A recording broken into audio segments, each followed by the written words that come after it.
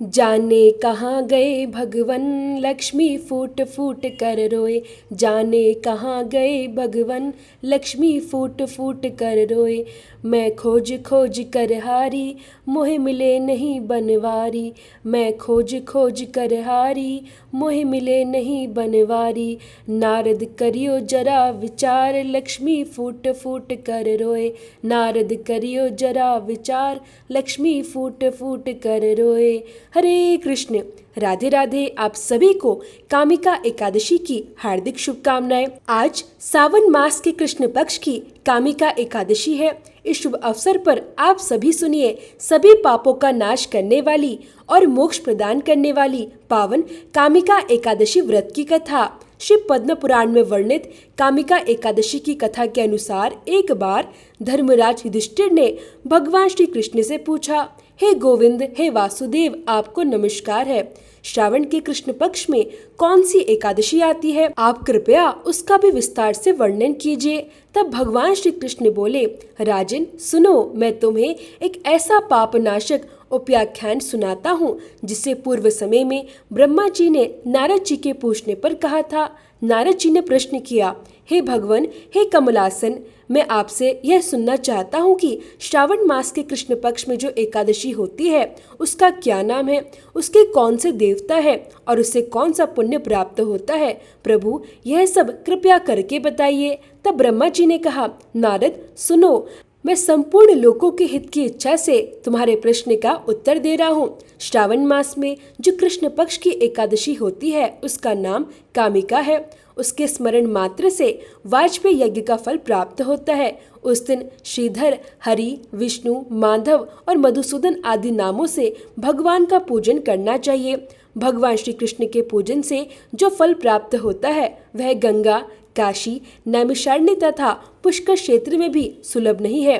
सिंह राशि के बृहस्पति होने पर तथा व्यतिपात और दंड योग में गोदावरी स्नान करने से जिस फल की प्राप्ति होती है वही फल भगवान श्री कृष्ण के पूजन से भी प्राप्त होता है। जो समुद्र और वन सहित समूची पृथ्वी का दान करता है और जो कामिका एकादशी का व्रत करता है वे दोनों समान फल के भागी माने गए हैं। जो ब्याई हुई गाय को अन्याय सामग्रियों सहित दान करता है उस मनुष्य को जिस फल की प्राप्ति होती है वही फल कामिका एकादशी का व्रत करने वाले को भी प्राप्त होता है। जो नरश्रेष्ठ श्रावण मास में भगवान श्रीधर का पूजन करता है उसके द्वारा गंधर्वों और नागों सहित संपूर्ण देवताओं की पूजा हो जाती है। अतः पापी मनुष्य को यथाशक्ति पूरा प्रयत्न करके कामिका एकादशी के दिन श्रीहरि का पूजन अवश्य करना चाहिए। जो पाप रूपी पंखों से भरे हुए संसार सागर में डूब रहे हैं उनका उद्धार करने के लिए कामिका एकादशी का व्रत सबसे उत्तम है। अध्यात्म विद्या में परायण पुरुषों को जिस फल की प्राप्ति होती है उससे भी बहुत अधिक फल कामिका व्रत का सेवन करने वालों को प्राप्त होता है। कामिका एकादशी का व्रत करने वाला मनुष्य रात्रि में जागरण करके ना तो कभी भयंकर यमराज का दर्शन करता है और ना ही कभी दुर्गति में पड़ता है।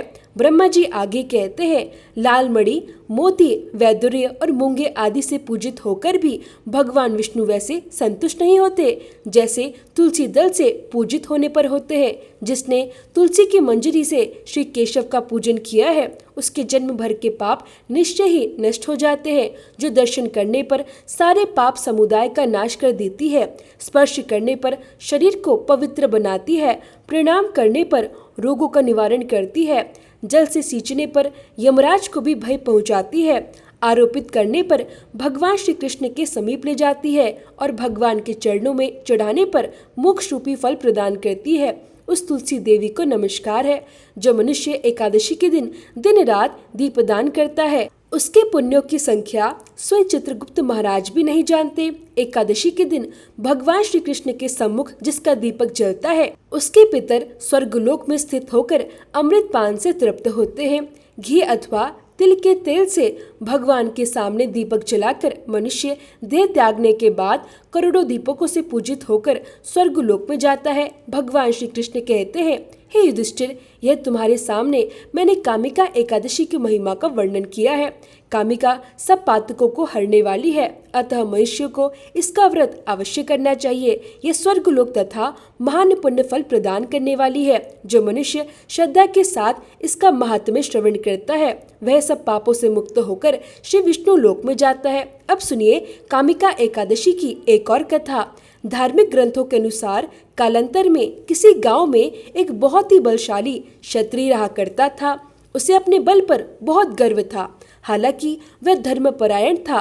नित्य प्रतिदिन जगत के पालनहार श्री विष्णु की पूजा उपासना करता। एक दिन वह विशेष कार्य हेतु कहीं जा रहा था। रास्ते में उसकी भिड़ंत एक ब्राह्मण से हो गई। उस समय वह क्रोध में आ गया।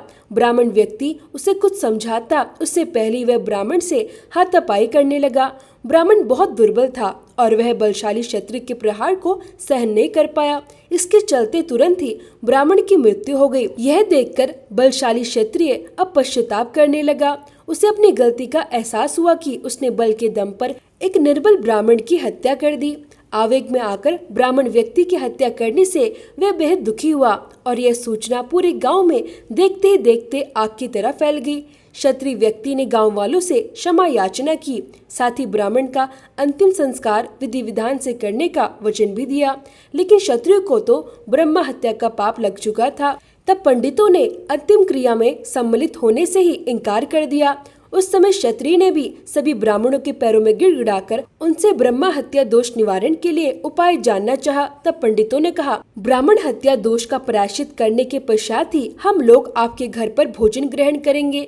यह सुनकर क्षत्रिय ने ब्राह्मण हत्या दोष के प्रायश्चित का उपाय पूछा। पंडितों ने कहा कि सावन मास के कृष्ण पक्ष की एकादशी तिथि को विधि विधान से जगत के पालनहार भगवान श्री हरि की पूजा उपासना करो, साथ ही ब्राह्मणों को भोजन कराओ और दान दक्षिणा दो। ऐसा करने से तुम ब्रह्मा हत्या दोष से मुक्त हो जाओगे। उसके बाद क्षत्रिय ने ब्राह्मण व्यक्ति का दाह संस्कार किया। ब्राह्मणों के वचन के अनुसार सावन मास की कामिका एकादशी तिथि पर क्षत्रिय ने विधि विधान से भगवान विष्णु की पूजा उपासना की, साथ ही ब्राह्मणों को भोजन कराकर यथासंभव दान दक्षिणा भी दी। उसी रात क्षत्रिय के सपने में भगवान विष्णु आकर बोले, मैं तुम्हारी भक्ति से प्रसन्न हूँ। आज के दिन तुमने विधि विधान से मेरी पूजा की है। इस व्रत के पुण्य प्रताप से तुम्हें ब्रह्मा हत्या दोष से मुक्ति मिल गई है। माना जाता है कि यदि अपने पापों का प्रायश्चित करने और भविष्य में कभी ऐसी गलती न दोहराने के लिए सच्चे मन से कामिका एकादशी का व्रत रखा जाए तो जाने अनजाने में किए गए हर पाप से मुक्ति मिल जाती है। यह थी कामिका एकादशी व्रत की कथा। प्रिय श्रोताओं, आपने कान्हा जी के भक्तों की और कान्हा जी की तो बहुत सी कहानियां सुनी होगी। आज आपको सुनाते हैं राधा रानी की एक सच्ची कहानी। जैसे कान्हा जी अपने सच्चे भक्तों पर बहुत जल्दी प्रसन्न हो जाते हैं और उनकी पुकार सुनकर दौड़े चले आते हैं, उसी तरह राधा रानी भी अपने भक्तों की पुकार जरूर सुनती है। एक बार की बात है, एक सेठ जी थे और एक गांव में रहा करते थे। उनका भरा पूरा परिवार था। वह बहुत धनी थे। उनके 3 बेटे थे, लेकिन उनकी कोई भी बेटी नहीं थी। इस बात की कमी सेठ जी को बहुत खलती थी। कुछ समय बीता तो एक दिन सेठ जी की पत्नी का देहांत हो गया। समय का पहिया घूमता रहा। समय हुआ तो विवाह योग्य सभी बेटों का विवाह भी करा दिया गया। सेठ जी का अच्छा खासा कारोबार था। दिन भर सेठ जी के बेटे कारोबार को संभालते और शाम होने पर अपने बच्चों और अपनी पत्नियों के साथ व्यस्त रहते। सेठ जी की सुनने वाला अब परिवार में कोई नहीं था। कोई भी ऐसा नहीं था जिससे सेठ जी अपने मन की बात कह सुन सके। सेठ जी को शुरू से ही इस बात का बड़ा अफसोस था कि उनकी कोई बेटी नहीं है और अब उनकी पत्नी भी उनके साथ नहीं थी। उनकी पत्नी भी अब उनका साथ छोड़कर जा चुकी थी। सेठ जी के मन में यह कसक और भी बढ़ने लगी कि उनकी कोई पुत्री क्यों नहीं है। एक दिन एक बहुत पहुंचे हुए महात्मा सेठ जी के घर पर आए और उन्हें दुखी देखकर पूछने लगे, सेठ जी क्या बात है, तुम्हें किस बात की परेशानी है, तुम इतना दुखी क्यों लग रहे हो। तब सेठ जी ने अपने दुख का कारण उन महात्मा को बताया। महात्मा जी, मेरी कोई भी बेटी नहीं है, इस कारण से मुझे अपने जीवन में यह अभाव लगा रहता है और मुझे बड़ा अफसोस होता है, बहुत दुख होता है कि मेरी कोई बेटी क्यों नहीं है। अगर मेरी बेटी होती तो वह भी मेरा ध्यान रखती, मेरे मन की बात सुनती, मैं भी उससे अपने मन का बोझ कह सुनकर हल्का कर लिया करता। तब वो पहुंचे हुए महात्मा कहने लगे, सेठ जी, तुम राधा रानी को ही अपनी बेटी मान लो। हमारे जीवन में जब किस चीज की कमी होती है तो उसे भगवान ही तो पूरा करते हैं। अब भला बेटी ना होने के कारण तुम इतने परेशान हो, परेशान होने से क्या होगा भला। तुम राधा रानी को एक बार अपनी बेटी मानकर देखो, और जब भी तुम्हारा मन चाहे, जब भी तुम उदास हुआ करो, अपने दिल की सारी बात राधा रानी से कर लिया करना, और फिर तुम्हें ये अभाव कभी नहीं सताएगा कि तुम्हारी कोई बेटी क्यों नहीं है।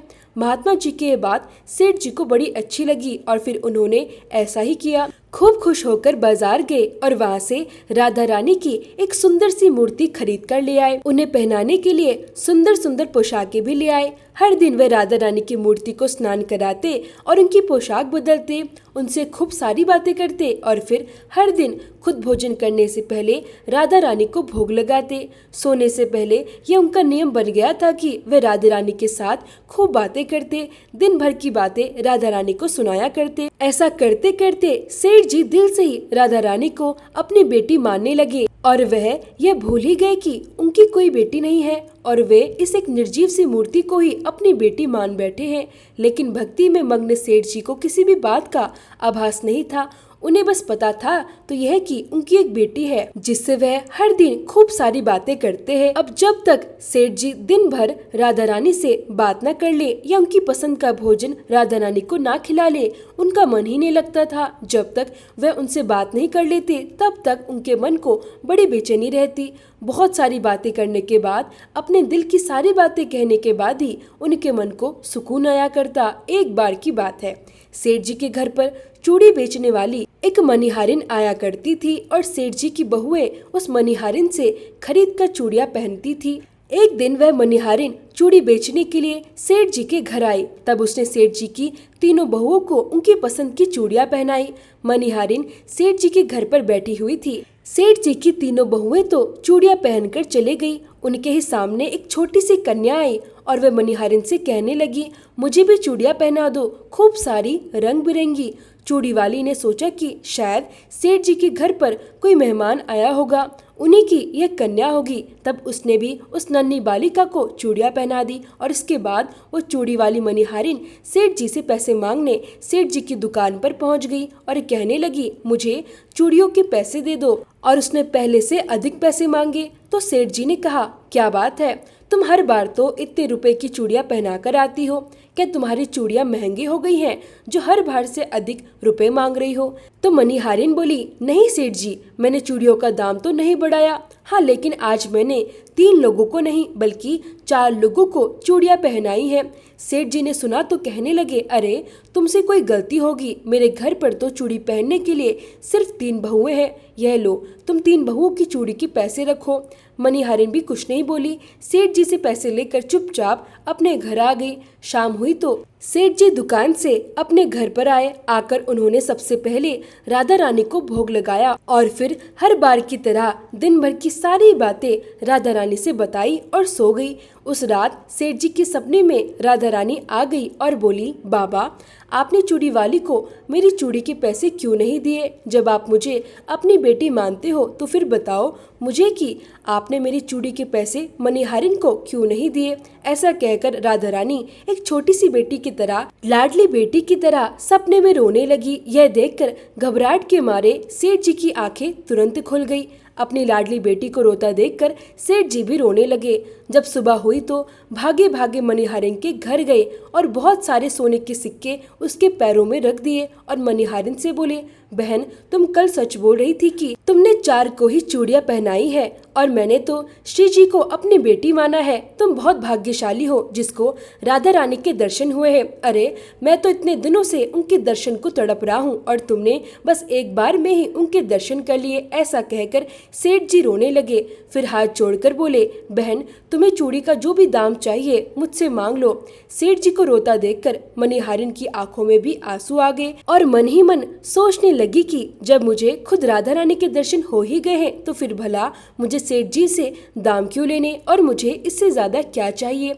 वह भी सेठ जी के सामने हाथ जोड़कर बोली, आपके ही कारण मुझे राधा रानी के दर्शन हुए हैं और मेरा यह जीवन सफल हो गया है। अब मुझे कुछ नहीं चाहिए। तो प्रिय श्रोताओं, जब हम भगवान को सच्चे मन से पुकारते हैं, उनकी पूजा करते हैं, उन्हें जिस भी भाव से पूजते हैं, वह हमें उसी भाव में दर्शन भी जरूर देते हैं और हमारे मन के भावों का वो हर समय ध्यान भी रखते हैं। इसलिए भगवान को आप चाहें किसी भी रूप में पूजे, बस आपके मन में भाव सच्चे होने चाहिए, तो भगवान आपकी सारी परेशानियां दूर करते हैं। आपके जीवन में जिस भी बात का अभाव है, वह अभाव भी दूर करते हैं। यह थी आज की कहानी। अगर आपको अच्छी लगी हो तो प्लीज़ वीडियो को लाइक करें और कमेंट करके ज़रूर बताएं।